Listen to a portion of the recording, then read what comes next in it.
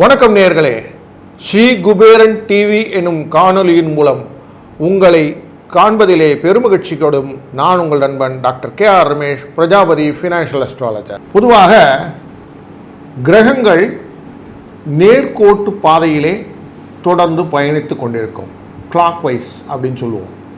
இது எப்பொழுதெல்லாம் திரும்புகிறதோ அதை வக்ரம் என்று சொல்லுவோம். அப்படின்னா என்னென்னா ரிவர்ஸ், ரெட்ரோகேஷன் அப்படின்னு இங்கிலீஷில் சொல்கிறது. எப்படி இந்த நிலை வருகிறது அப்படின்னாக்க, பூமியிலிருந்து ஒரு நம் பார்வையாக பார்க்கும்போது அது திரும்புவது போல மாயத்தோற்றம் கொடுக்கும் என்பது ஆராய்ச்சியின் முடிவு. ஆனால் நமக்கு ஜோதிட அடிப்படையிலே அந்த திரும்புவதனால் வரக்கூடிய விளைவுகள் என்ன என்று பார்க்கும்போது விளைவுகள் விபரீதமாகத்தான் இருக்கிறது என்பதையும் உணர்ந்து கொள்ள விடுகிறது. குறிப்பாக குரு, செவ்வாய், சனி, ராகு, கேது இவர்களுடைய ரெட்ரோகேஷன், அதேபோல் சுக்கிரன் இவருடைய திரும்புதல் நமக்கு மிக பாதிப்புகளை ஏற்படுத்தும் அப்படின்றோம். நார்மலாக ஒரு சொலவிட உண்டுல, சுக்கிரன் வக்கரிச்சிக்கிட்டா மாதிரி இருக்கான் அப்படின்னு சொல்லுவோம். அப்படின்னா என்ன அர்த்தம்? ஒரு வக்கர நிலை அவர்களுக்கு பாதிப்பு ஏற்படுத்துகிறது அப்படின்னு தெரிகிறது. அப்படிப்பட்ட ஒரு கால நிவர்த்தி வேண்டும் என்ற எண்ணத்திலே தான் நாம் இப்பொழுது பயணித்து கொண்டு இருக்கிறோம்.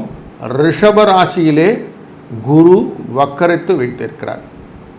அந்த வக்கரம் நிவர்த்தியாகக்கூடிய காலகட்டம் இதோ வந்துவிட்டது.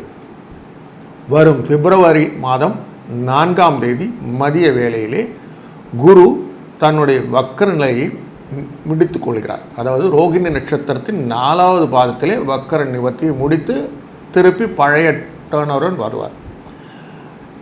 இந்த கிரகங்களிலே பார்க்கும்போது வெளிவட்ட பாதை, உள்வட்ட பாதைன்னு சொல்லுவோம்.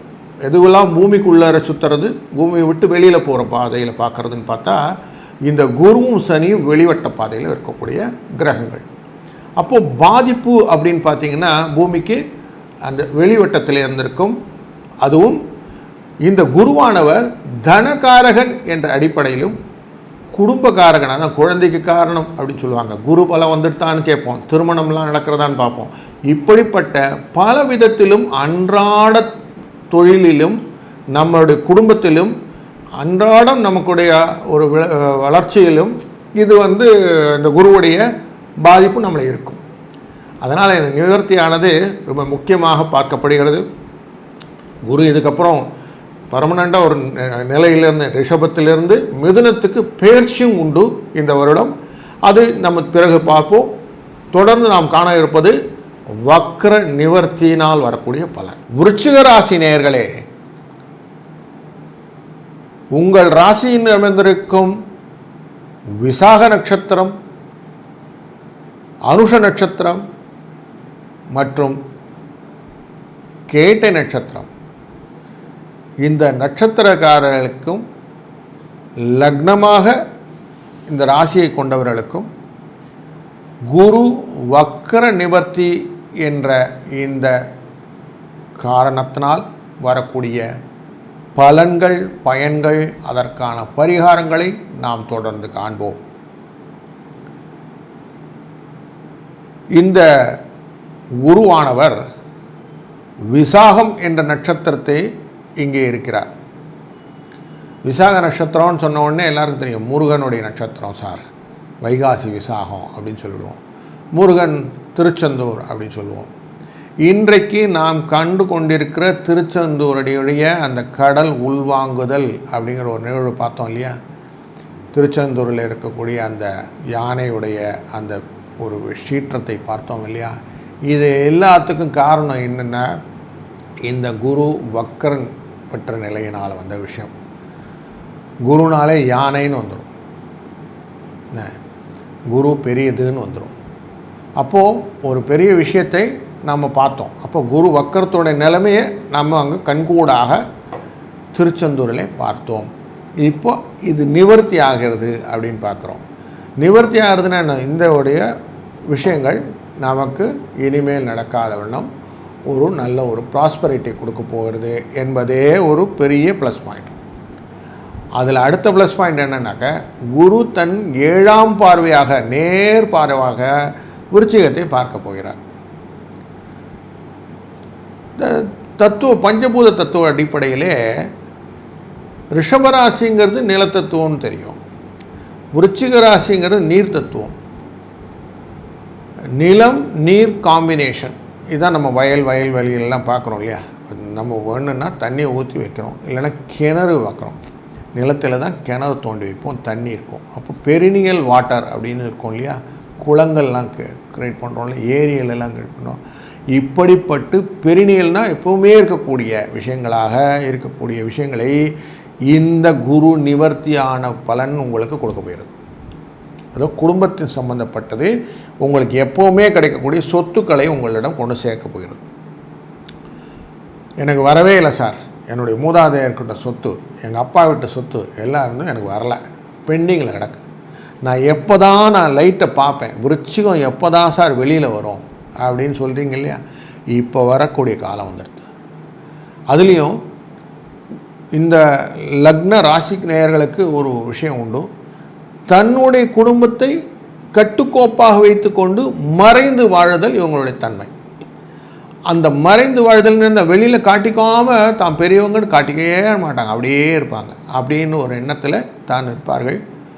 பல விஷயங்களை இவங்க கிரகித்து வைத்திருப்பார்கள். இளையராஜா பாட்டில் சொல்வார், ஆழமது ஆழமில்லை, அது சேரும் கடலும் ஆழமில்லை, அது பொம்பளை மனசு தாயா அப்படின்வார். அப்படி ஒரு கிணற்றினுடைய ஆழம் தெரியாது, நம்ம சொல்லலாம் ஆழம் தெரியாமல் காலை விடுறது அப்படின்னு சொல்லுவோம். இது எல்லாம் இந்த விருச்சிக ராசிக்கு சம்மந்தப்பட்டது. அப்படி தன்னை வெளிக்காட்டி கொள்ளாமல் மனசுக்குள்ளே ஏகப்பட்ட குமரலோடு நீங்கள் இருந்தீங்க அப்படிங்கிறது நிதர்சனம். இந்த நிவர்த்தி உங்களை கொஞ்சம் ரிலீவ் பண்ணிவிடும், உங்களுடைய ஆசைகளெல்லாம் வெளிக்காட்ட செய்யும். இதன் பிரகாரம் ஜோதிட அடிப்படையில் பார்க்கும்போது சந்திரனானவர் உங்களுடைய மனோகாரகனானவர் உங்களுடைய ராசியில் வரும்போது நீச்சம் என்ற இடத்தை பெறுவார். அப்படின்னா என்ன, தன்னுடைய இடத்தை மனசு கிளேசத்தோடு இருக்கும் அப்படின்னு பார்க்கும். அப்படிப்பட்ட மன கிளேசத்தை இருக்கக்கூடியவர்கள் உச்சத்தை பெறக்கூடிய ரோகிணி நட்சத்திரத்திலே இந்த குருவானவர் பயணிக்கும் போது உங்களுக்கு ஒரு நல்ல ஒரு ரிலீஃபை கொடுக்க போகிறாருன்னு முதல்ல மைண்டில் வைங்க. யோகங்களிலே நம்ம சொல்லுவோம் ராஜயோகம் அப்படின்னு சொல்லுவோம். அவர் ராஜா மாதிரி சார் அப்படின்னு சொல்லுவோம் இல்லையா. ராஜயோகம்னா என்னது, எல்லா விதமான விஷயங்களையும் உங்கள்கிட்ட திணித்திருவார்கள். உங்களுக்கு கீழே எல்லோரும் வேலை செய்யறதுக்கு ரெடியாக இருப்பாங்க. ஆனால் you are that person, you will have to decide அப்படின்னு ஸ்டேஜ் வந்துடும் இல்லையா. அந்த டெசிஷன் ஏரியா இப்போ உங்களுக்கு வந்துருச்சு. நீங்கள் தான் டிசைட் பண்ணணும் உங்கள் வாழ்க்கையை எப்படி கட்டுக்கோப்பாக அமைத்து கொள்வது, உங்களுடைய சூழ்நிலையை எப்படி மாற்றிக்கொள்வது என்று நினைத்து செயல்படுத்தக்கூடிய ஒரு நல்ல ஒரு ஆப்பர்ச்சுனிட்டி இதோ உங்கள் கையில் வந்துருச்சு. இதை நீங்கள் கேபிட்டலைஸ் பண்ணிக்கோங்க. எல்லோரும் ராஜயோகம்னு சொன்னாங்க சார், நான் ஃப்ளைட்லையா போகிறேன், பென்ஸ்லையா சார் போகிறேன், ஆடியில் போகிறேன், அதெல்லாம் ஒன்றும் கிடையாது. அப்படிலாம் மைண்டில் போடாதீங்க. எல்லாரும் உங்களிடம் பணிந்து உங்களை கேட்டு செய்யக்கூடிய வேலையெல்லாம் போகிறீங்க. உங்கள் பாஸ் உங்களை கூப்பிட்டு கேட்பார், எப்படிப்பா பண்ணலாம் கொஞ்சம் சொல்லு, எப்படிமா பண்ணலாம் கொஞ்சம் சொல்லு அப்படின்னு கேட்பார். அதுவே உங்களுக்கு ரெக்கக்னேஷன் தானே. அப்படி உங்களை ரெக்கக்னைஸ் பண்ணக்கூடிய ஒரு ஆப்பர்ச்சுனிட்டி கிடச்சிடுதுன்னு ஃபஸ்ட்டு மைண்டு வைங்க. அதுக்கப்புறம் வளர்ச்சி சம்மந்தப்பட்ட விஷயங்கள் எல்லாம் உங்களை திட்டமிடுதல்னு சொல்லுவோம். அந்த திட்டமிடுதல் எல்லாம் உங்கள்கிட்ட பேசுவாங்க. அந்த திட்டமிடல் காரணமாக நீங்கள் வளர்வீர்கள். ஒரு ஆர்கனைசேஷன் வளரும் போது என்னாகும், உங்களுடைய ஆப்பர்ச்சுனிட்டியும் வளர ஆரம்பிக்கும், உங்களுடைய ஸ்கோப்பும் வளர ஆரம்பிக்கும். அப்போ நீங்கள் வளருக்கான வாய்ப்புகள் உங்களுக்கு உருவாகக்கூடிய காலகட்டம் இதோ இந்த வர்க்கர நிவர்த்தி உங்களுக்கு கொண்டு வர தரப்போகிறது. அதனாலே இந்த ஆப்பர்ச்சுனிட்டியை கேபிட்டலைஸ் பண்ணிக்கோங்க. பரிகாரமாக எதனா செய்யணுமானா அவசியம் செய்யணும். பக்கத்தில் இருக்கக்கூடிய ஆஞ்சநேயர் கோயிலுக்கு போங்க. இந்த மாடுகளுக்கெல்லாம் ஒரு மணி கட்டுவாங்க, அந்த மணியை வாங்குங்க. இல்லைன்னா நம்ம சபரிமலைக்கு மணிகண்ட சுவாமியாக கட்டிட்டு போவோம் இல்லையா ஒரு மணி, அந்த மாதிரி மணியை வாங்கிட்டு அந்த ஆஞ்சநேயர் கோயிலில் முடிந்தால் சிவப்பு நூலில் அந்த மணியை கட்டி அந்த ஆஞ்சநேயர் கோயில் வாசலில் இல்லை அந்த கம்பத்துலேயோ எங்கே முடியுமோ அங்கே கட்டிட்டு வந்துடுங்க. சனிக்கிழமை கட்டுங்க, இல்லைன்னா வியாழக்கிழமை கட்டுங்க. கட்டி முடித்தீர்கள் என்றால் உங்களுக்கு என்ன செய்ய வேண்டும் என்ற ஒரு மனநிலை தெளிவு கிடைக்கும். நான் என்ன பண்ணணும்னு தெரியலன்றீங்க இல்லையா, இனிமேல் நீங்கள் என்ன பண்ணணும், இந்த கூட்டத்தை எப்படி மேனேஜ் பண்ணிக்கணும், எப்படி உங்கள் குடும்பத்தை காவந்து பண்ணணும் என்ற ஆப்பர்ச்சுனிட்டி எல்லாம் உங்களுக்கு தன்னால் உங்களுக்கு மைண்ட் செட்டில் வர ஆரம்பிச்சிடும். அதன் மூலியமாக உங்களுடைய வாழ்க்கை தரமும் உயரும் என்பதிலே சிறிதும் ஐயம் இல்லை. எப்பொழுதும் உங்களை குரு அனுசரணையாக பார்த்து கொண்டிருப்பதனால்தான் உங்களுடைய நட்சத்திரத்தின் சாரம் சொன்னேன் இல்லையா, அனுஷ நட்சத்திரம்னு ஒரு சாரம் சொன்னேன். அந்த அனுஷ நட்சத்திரத்தை புரிந்தவர் காஞ்சி மாமுனி ஸ்ரீ ஸ்ரீ சந்திரசேகர சரஸ்வதி சுவாமிகள். அப்படிப்பட்ட ஒரு காஞ்சி முனிவர் பிறந்த அந்த அனுஷ நட்சத்திரம் உங்களை எப்பொழுதும் காக்கும் என்பதில் ஐயமில்லை. ஸ்ரீ குபேரன் டிவியை பார்த்தமைக்கு நன்றிகள். மேலும் இது போன்ற தகவல்களை தெரிந்து கொள்ள ஸ்ரீ குபேரன் டிவியை சப்ஸ்கிரைப் செய்யுங்கள். மறக்காமல் பெல் ஐக்கானை கிளிக் செய்யுங்கள்.